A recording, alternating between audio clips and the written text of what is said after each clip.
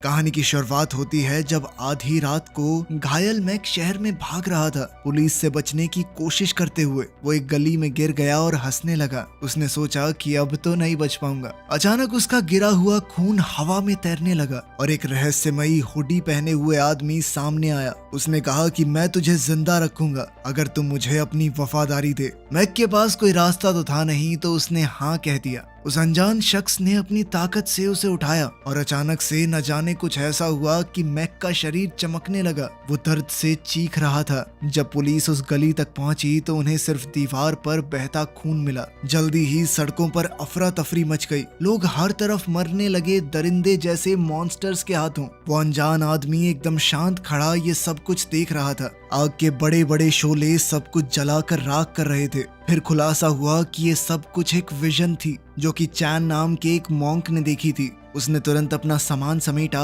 और अपने गुरु से कहा, मेरे पिता जिन्हें नेक्रोमेंसर भी कहा जाता है वो धरती पर लौट आए हैं। मुझे उन्हें रोकने के लिए जाना होगा। तभी हम जेक नाम के एक आदमी को देखते हैं जो अपने परिवार के साथ छुट्टियां मनाने बैंकॉक आया था, लेकिन यहाँ भी उसके ऑफिस से लगातार फोन आ रहे थे। उसकी पत्नी प्रैंग ने उसे डांटा और याद दिलाया कि अपने परिवार पे भी थोड़ा ध्यान दो। जेक ने वादा किया कि अब वो पूरा ध्यान अपने परिवार पर ही देगा। जब उसने पलट कर देखा तो उसकी बेटी गायब हो गई थी। दोनों शहर के कोने कोने में पागलों की तरह उसे ढूंढने लगे। दौड़ते दौड़ते उन्हें लू मिल ही गई जो एक पुल पर चैन से बात कर रही थी। उन दोनों ने लू को डांटा अकेले भागने के लिए और चैन का शुक्रिया अदा किया, लेकिन चैन पहले से ही जेक का नाम और चेहरा पहचानता था। चैन ने कहा कि हमारा मिलना तो तय है और जेक वही है जो मौत के वक्त में पैदा हुआ था जब चांद खून जैसा लाल था। उसने जेक को कीपर ऑफ द गेट्स के नाम से बुलाया और चेतावनी दी कि जेक को बड़ी मुश्किलों का सामना करना होगा और हो सकता है कि उसे सब कुछ खोना पड़े।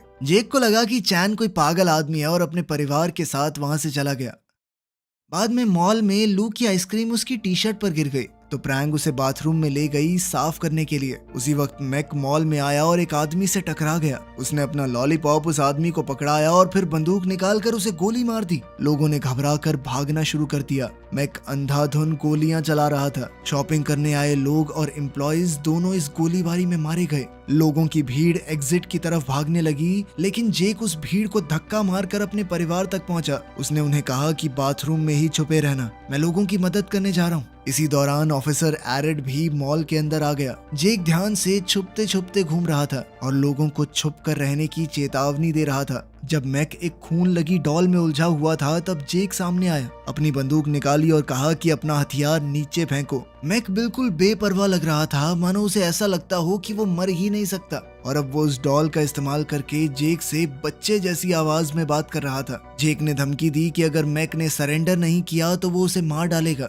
मैक अचानक से गोलियां चलाने लगा और जेक को फिर से छुपना पड़ा। पास ही में एक रोती हुई लड़की फोन चलाने की कोशिश कर रही थी ताकि वो मदद बुला सके, लेकिन देखते ही देखते मैक ने उसे भी गोली मार दी। बाहर पुलिस और आग बुझाने वालों की एक पूरी टीम ने मॉल को घेरा हुआ था। जेक अब मैक को पागल कहकर उसे उकसाने लगा कि इसका ध्यान तो भटके और मौका देखकर उसने फटाक से गोली चला दी, जिसके बाद मैक घुटनों पर गिर पड़ा। एरिड उसके पीछे आ गया, लेकिन मैक फिर भी बेपरवाह लग रहा था, मानो उसके ऊपर गोली का कोई असर ही नहीं हुआ। उसने जेक का शुक्रिया किया उसे मारने के लिए, ये कहते हुए कि अब उसका काम पूरा हुआ और कीपर वापस आ चुका है। अचानक मैक का शरीर जलने लगा और वो ब्लास्ट हो गया। पूरी इमारत हिलने लगी। मॉल के ऊपर का धुआं एक दहाड़ती हुई खोपड़ी बन गया और आग शहर के हर कोने में फैलने लगी। प्रैंग लू को बाथरूम से खींचकर बाहर ले आई और दोनों भागकर निकले, लेकिन सामने एक फायर ट्रक क्रैश हो गया और लोग एक दूसरे पर हमला करने लगे। एक फायरमैन भी एक आदमी को चाकू से मार रहा था। प्रैंग और लू के पास अब कोई दूसरा रास्ता नहीं था, तो वो दोनों मॉल में वापस घुस आई।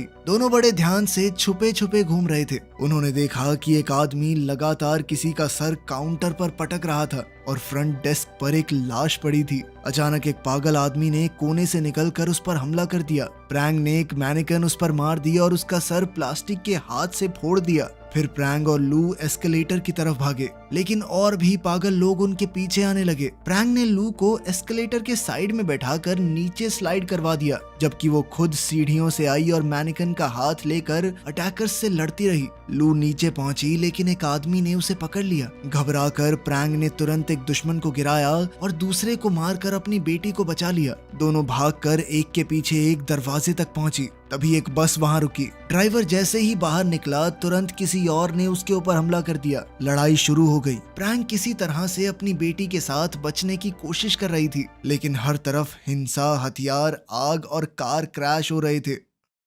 बहुत भागने के बाद वो एक ग्रोसरी स्टोर में छुप गए। प्रैंक का मोबाइल काम नहीं कर रहा था, तो वो ध्यान से छुपकर स्टोर के फोन तक गई। उसने काउंटर पर पड़ी लाश पर ध्यान नहीं दिया, लेकिन वो फोन भी काम नहीं कर रहा था। तभी एक डरावना आदमी दुकान में घुस आया। उसने दुकान का कुछ सामान नीचे फेंका और फिर लाश की जांच करने लगा। फिर वो इधर उधर देखने लगा कि कोई है तो नहीं। लू लगातार उससे बचने के लिए छुपती हुई घूम रही थी, लेकिन जब बाहर एक लाश खिड़की से टकराई तो डर के मारे लू के मुंह से आवाज निकल गई। उस अजनबी ने लू को देख लिया। जब वो हमला करने ही वाला था तो प्रैंक पीछे से आई और उसे मार गिराया। उधर जेक और एरिक होश में आए और समझ नहीं पा रहे थे कि ब्लास्ट के इतने नजदीक होने के बाद भी वो बच कैसे गए। जेक और एरिक ने देखा कि आसपास कोई लाश नहीं है। जेक ने एक आदमी को अपने नजदीक ही खड़ा देखा, लेकिन जैसे ही पलक झपकी वो गायब हो गया। एरिक को कुछ खून के दाग मिले और महसूस हुआ कि ये दाग तो बहुत पुराने हैं। जब उन्हें कुछ आवाजें सुनाई दी तो वो जांचने चले गए और एक औरत उन्हें दिखी जिसके हाथ में चाकू है। उसने पलटकर अपना डरावना चेहरा दिखाया और एरिक पर झपट पड़ी। उसे चाकू घोंपकर मार डाला। जेक ने जब गोली चलाई तो गोलियों का असर ही नहीं हो रहा था। औरत ने उस पर भी हमला किया और लड़ाई शुरू हो गई। बड़ी मुश्किल से जेक ने उसका सर पटक कर उसे बेहोश कर दिया। इसके बाद जेक भागकर छुप गया, लेकिन वो औरत तुरंत समझ गई और उसे ढूंढने लगी। अचानक उसके हाथ पांव लंबे हो गए और वो छत पर चलने लगी। जेक छुप छुप कर घूम रहा था, लेकिन उस औरत ने उसे ढूंढकर खींच लिया। जेक ने फिर से गोली चलाई, लेकिन उस अजीबोगरीब औरत पर कोई असर नहीं हुआ और अब वो जेक को भी चाकू से मारने की कोशिश करने लगी। घबराकर जेक ने जोर लगाकर उसे धक्का दिया और फिर से भाग निकला। वो दौड़कर जल्दी से बाथरूम में गया, लेकिन उसे अपना परिवार वहां पर नहीं मिला। मॉल के बाकी हिस्सों में ढूंढते हुए जेक ने देखा कि सारा खाना सड़ चुका था। तभी उस औरत ने फिर से हमला कर दिया। जेक ने उस पर कुर्सी से हमला करके वहां से निकलने की कोशिश की। उस औरत ने तुरंत उसका रास्ता रोक लिया तो जेक ने आसपास लटके हुए तार पकड़ के उसे बांध दिया और सजावट की एक चीज से कस दिया। उसने उस औरत के ऊपर कई बार किए, लेकिन असर नहीं हुआ, तो वो उसे वहीं छोड़कर भाग गया। उधर प्रैंक और लू स्टोर से निकलकर बस स्टेशन तक पहुंची, जहां लोग अभी भी एक दूसरे पर हमला कर रहे थे। उन दोनों ने छुप छुपा कर वहां से निकलने की कोशिश की। एक आदमी ने उनका रास्ता रोका तो वो बस के नीचे से रेंग कर निकल गई। लू ने एक गाड़ी देखी जिसमें कुछ नॉर्मल लोग उन्हें बुला रहे थे। उसने सही मौके का इंतजार किया और फिर दौड़कर उस गाड़ी की तरफ चली गई। ड्राइवर ने कहा कि बस चल सकती है, लेकिन उसकी चाबी बाहर गिर गई है और कोई लेने की हिम्मत नहीं कर पा रहा। प्रैंक तुरंत भागकर चाबी उठा लाई, लेकिन जैसे ही वापस आने लगी दो पागल आदमी उसे खींचकर पीछे ले गए। लू ने रोते हुए अपनी माँ का हाथ पकड़ने की कोशिश की, लेकिन हाथ छूट गया। तभी एक पैसेंजर हिम्मत करके बाहर आया और दोनों आदमियों से लड़कर प्रैंक को बचा लिया। प्रैंक अपनी बेटी के पास लौट आई और ड्राइवर को चाबी दी। आखिरकार बस तो चल पड़ी, लेकिन वो पैसेंजर उन पागल लोगों के हाथों मारा गया जिनसे उसने प्रैंक को बचाया था। बस ज्यादा दूर नहीं जा पा रही थी क्योंकि रास्ता छोड़ी हुई गाड़ियों से ब्लॉक हो रखा था। इसीलिए प्रैंक और लू फिर से पैदल चलने लगे। कुछ देर बाद वो अपने होटल तक पहुंची, लेकिन वहां भी लाशें ही लाशें मिली। जब वो ऊपर गई तो देखा एक आदमी एक औरत से लड़ रहा है और फिर उनकी तरफ आने लगा। प्रैंक ने एक ट्रॉली बैग को शील्ड की तरह इस्तेमाल करके उस हमलावर को धक्का देकर गिरा दिया। कॉरिडोर के अंत में उन्हें एक और आदमी नजर आया। प्रैंक ने एक बोतल उठाई और उसके सर पर दे मारी। फिर वो और लू अपने कमरे तक पहुंचे और वहां अंदर घुसकर उन्होंने चैन की सांस ली। जब उन्होंने खिड़की से बाहर देखा तो पूरा शहर आग में जल रहा था। प्रैंक कमरे का फोन ट्राई करने लगी, लेकिन वो भी काम नहीं कर रहा। मॉल में जेक अकेला चल रहा था। उसने देखा कि सारी स्क्रीन्स खराब हो गई हैं। अचानक उसने देखा कि वो औरत जो बंधी हुई थी अभी भी जिंदा है और उसे ढूंढ रही है। वो एक खून के तूफान जैसे पोर्टल के पास गई और उसके अंदर से गुजर गई। जेक ने उसके पीछे जाने का फैसला किया। इस अजीब पोर्टल ने उसे सीधा उस बस स्टेशन में गिरा दिया जो बिल्कुल खाली लग रहा था। जेक ने ऊपर देखा तो एक बहुत बड़ा शैतान बिल्डिंग के ऊपर खड़ा होकर उसे देखकर हिल रहा था।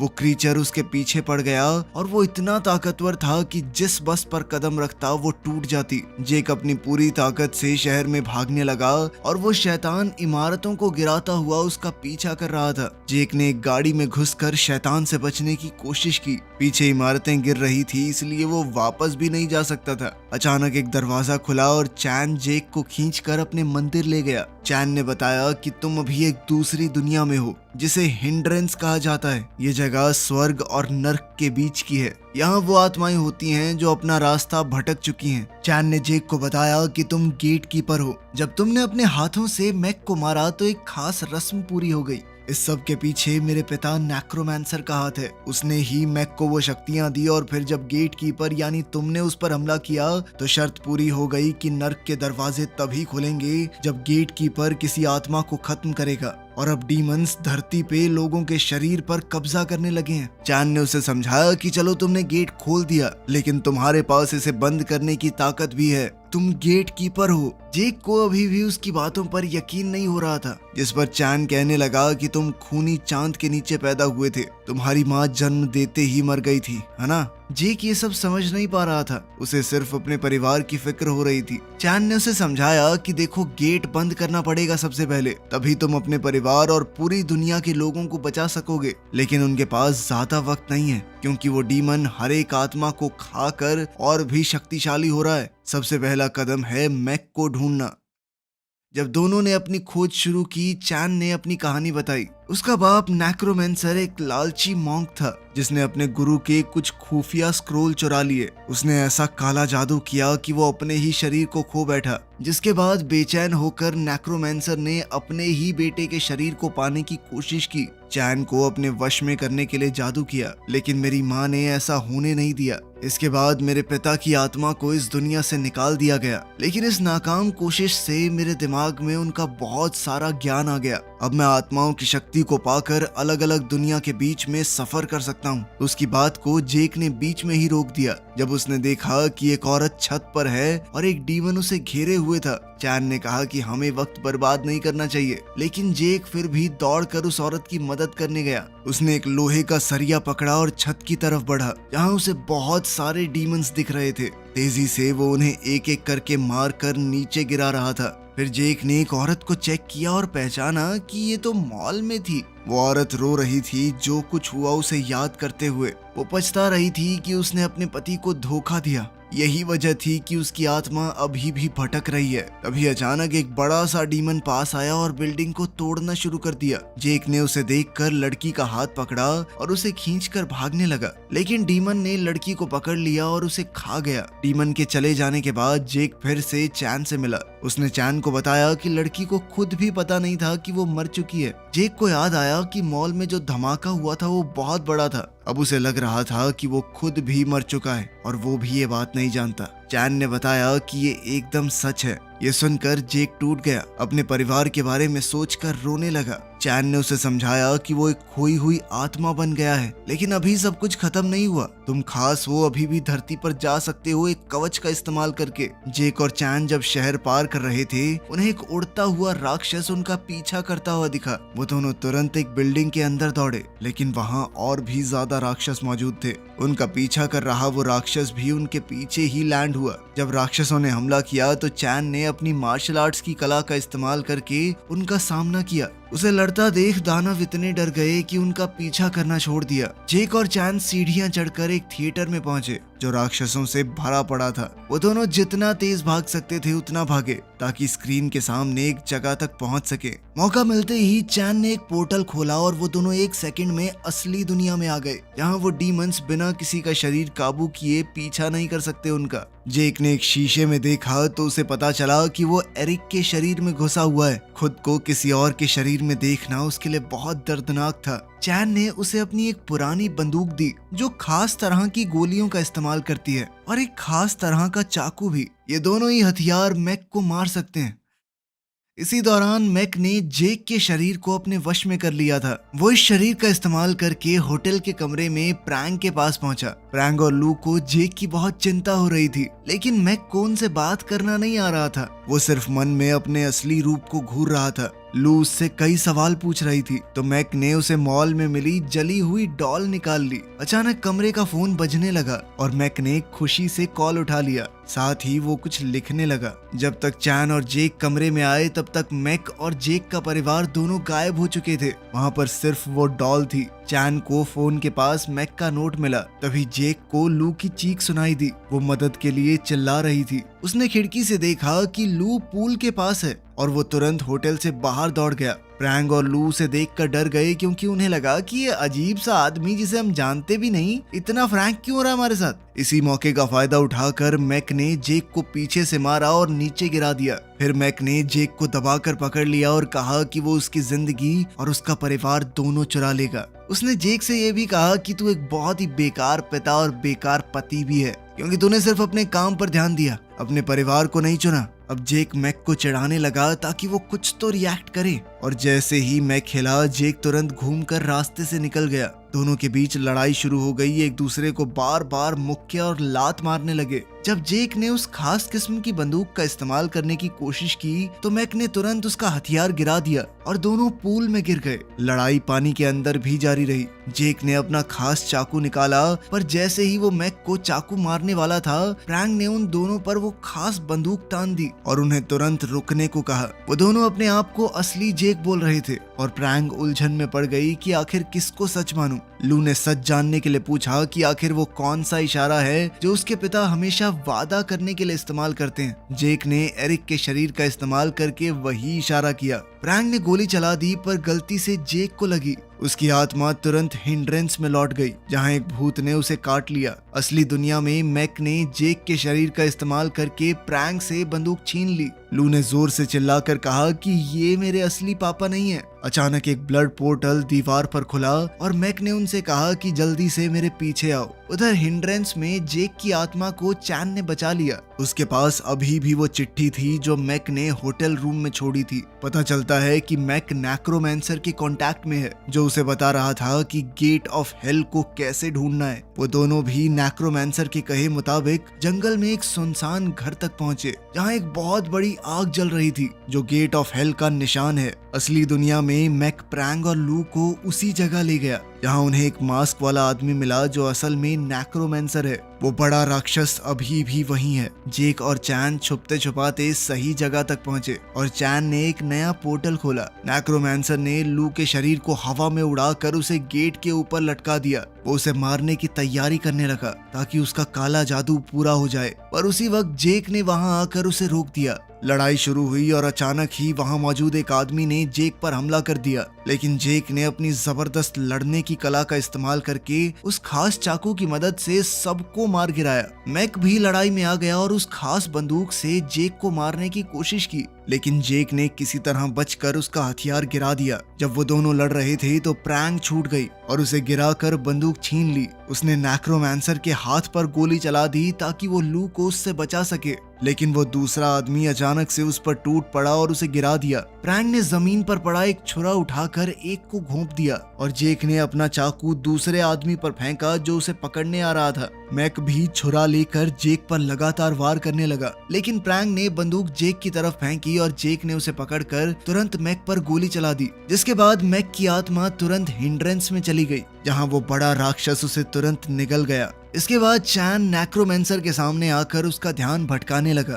ताकि जेक पीछे से उस पर खास खंजर से हमला कर सके। मरने से पहले नेक्रोमैंसर ने बताया कि गेट को बंद करने का एक ही तरीका है, जेक को उसके पार जाना होगा। चैन ने समझाया कि मैंने दूसरा तरीका ढूंढने की कोशिश की थी लेकिन कोई रास्ता नहीं मिला। जेक ने मान लिया कि अब यही मेरी किस्मत है और अपने परिवार को अलविदा कहा। उसने उनसे माफी मांगी कि मैं हमेशा अपने काम में घुसा रहा तुम्हारे साथ और ज्यादा वक्त बिताना चाहता था मैं। उसने आखिरी बार उन्हें गले लगाया और आग के गेट की तरफ चला गया, जिसकी मदद से वो नर्क में पहुंच गया। जेक का शरीर गेट के दूसरी तरफ जाते ही जल उठा और इससे गेट बंद हो गया। दुनिया फिर से नॉर्मल हो गई और प्रैंग लू को उसकी दादी के घर छोड़ आई। प्रैंग ने ठान लिया कि वो कुछ भी करके अपने पति को वापस ला कर रहेगी। कोई ना कोई तरीका तो जरूर होगा। इसी के साथ कहानी यहीं खत्म होती है। वीडियो पसंद आई तो लाइक कर देना, चैनल को सब्सक्राइब कर लेना। मिलते हैं अगली वीडियो में।